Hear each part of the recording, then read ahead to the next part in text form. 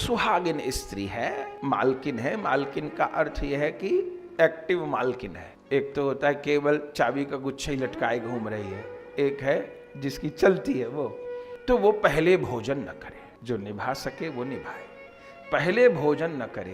पहले भोजन से अर्थ क्या है कि जो दाल साग पूरी इत्यादि जो कुछ दोपहर की सब रसोई बनी है तो वो प्रभु को भोग लगे और पहले पति पुत्र ये लोग पाले। सबके तो अतिथि आए तो वो पाएगा, अतिथि रोज नहीं है, तो पति पुत्र ये पाले, उसके बाद भोजन करे। ये पहले का ही विधान था घरों में, सबके घरों में यही था। कभी भी कोई माता बहन पहले जिम के न बैठ जाए।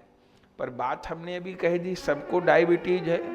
आप कहेंगे महाराज सीधे सीधे कथा सुनाए, बीच में क्या बताने लग जाते हो। अब आप कहेंगे महाराज दोपहर 12 बज गए तो अब हम क्या ना खाएं, ना खा लीजिए, वो जो बाल भोग बना था वो ले लीजिए, माने नाश्ता।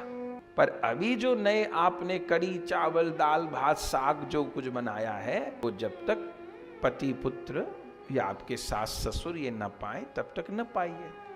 अगर निभा सके तो निभा लीजिएगा। देखिए, जीवन को जितना सुंदर बनाना है उतना बना लीजिए।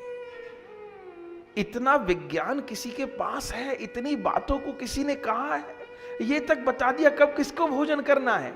एक तो रसोइयों को पवित्र रखिए, प्याज लहसुन रसोइयों में मत लाइए, गंदी वस्तु रसोई में मत लाइए, पवित्रता से बनाइए, ठाकुर जी को भोग लगाइए।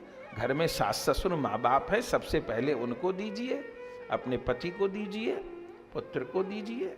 यहाँ तक पहले देखा गया कि पति परदेश में होते थे तो स्त्री ये देखती थी कि इतने बच गए अब, तो उन्होंने भोजन कर लिया होगा तब करती थी, इतना तक समय था।